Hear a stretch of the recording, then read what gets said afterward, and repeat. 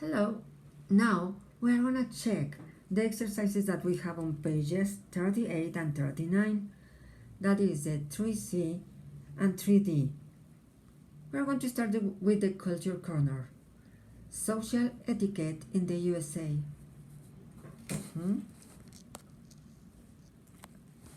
Are you planning to visit the US in the near future? Since every country has its own set of do's and don'ts, it's worthwhile to find out just what it means to be polite before getting on that plane. Here are a few of the most important rules of behavior. Now we have this. Don't forget that we are going to answer the exercises with the words that we already have here. There are the gestures. Make small talk. Say hello, then with is. Okay? And we already have the answers here. And we have in the beginning, sorry, is here.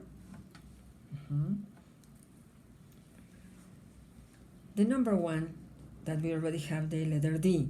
Say hello. If you are meeting someone for the first time, extend a hand to say hello. Americans greet each other with firm handshakes. Kissing on the cheek is rare, but hugs are not usually between friends or relatives. Also, it is important to make eye contact while speaking with someone, otherwise you will seem rude or insincere. Use titles such as Dr. Smith or Mr. Norris to show respect, unless someone invites you to use their first name. Address a woman as Mrs. as in Mrs. Banks if you are unsure if she is married or not. Now in the next we have the letter B. The letter B is make small talk. When Americans ask how you are, they don't expect a long reply about your recent headaches or your sore throat. How are you is a typical greeting that asks for a simple answer such as I'm fine. You may compliment a person or their new haircut or shirt, but never tell someone they look tired or unwell unless you are really afraid that they may be ill. Don't ask someone how much money they make or how much money they've spent on something. Also, never talk aloud on a cell phone in public, and be aware that some consider taking a phone call during meal times to be extremely rude. The number 3 we have the letter A, that is learn the gestures. Giving a peace sign, thumbs up, or OK sign are all positive gestures. Using your index finger to point at someone is impolite. Instead, extend your entire hand, palm facing up. Americans like to give wide smiles, even to strangers. In the US, a smile is a sign of friendliness and even politeness. So, if someone smiles at you, return the gesture. However, friendly Americans may seem to, they still prefer that you don't get too close to them. Keep a distance of about 2 feet from people, unless you are in a crowded place. The next that we have the number 4, that is letter E, dine with ease. Sharing a meal with Americans should be a stressful event. Nevertheless, there are a few things to remember when you find yourself at the dinner table. If someone invites you over for a meal, bring in a small gift, like flowers. It's a nice token of thanks. Make sure to arrive on time, and you must be late. And if you must be late, Call your host to apologize. Always wait until everyone has food in front of them before you start eating, and remember to keep your elbows off the table. Also, it is very important to keep your mouth closed while chewing. Americans think talking with a mouthful of food is rude and disgusting. If you eat in a restaurant, expect to pay your waiter a tip that is 15 and 20% of the bill, even if the service is second rate. Okay, now we are gonna check the exercise number 3A that we have to fill in with the words that we have here. In the number 1, we have talk with your mouth full.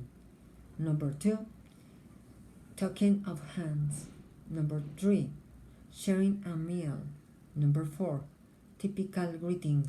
Number 5, extend a hand. Number 6, index finger.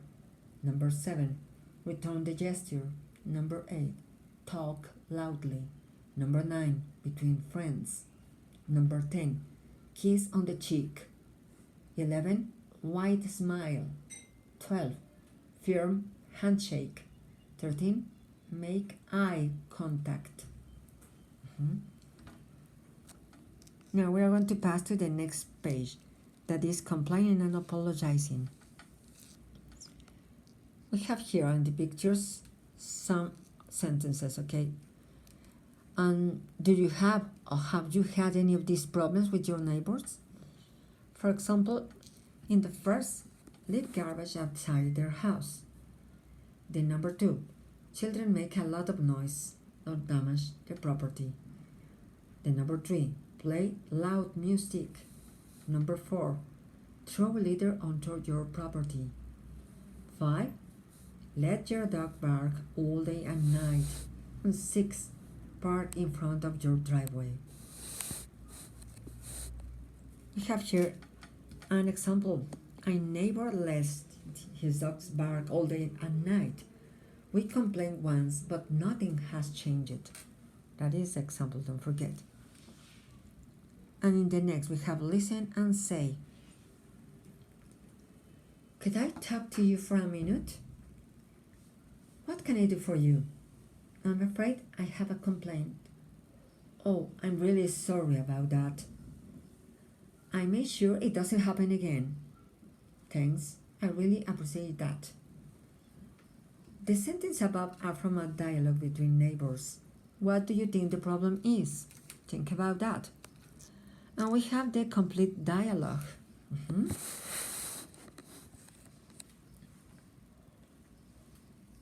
That is, I'm going to put here. We have to Alan and Ray. I'm going to read but without the names. Excuse me, I don't think we've met yet. I'm Alan Jones. I just moved in next door. Pleased to meet you, Alan. I'm Ray Newton. Pleased to meet you, Ray. Could I talk to you for a minute? Sure. What can I do for you? Well, I'm afraid I have a complaint. It's just that you've been playing your music really loud. My roommates and I are students and we just can't study with so much noise. Oh, I'm really sorry about that. I didn't realize I was bothering anyone. That's okay. It's just that we have exams in a few weeks. I understand, don't worry. I'm sure it doesn't happen again. Thanks. I really appreciate that. You're welcome, and sorry again. Don't worry about it. Have a nice day. As you can see, I already underlined some words that means the same that we have on the other exercise. That is, I tried to put this. Oh, sorry. Thank you. We have this. I tried to put it in this way. Okay. So we have, how can I help you? Is the same that what can I do for you? I apologize. Is the same that I'm really sorry about that. Can I discuss something about, Can I discuss something with you? Is a saying that could I talk to you for a minute? The next, I didn't know it was a problem. Yes, I didn't realize I was bothering anyone. So it's in this case, okay?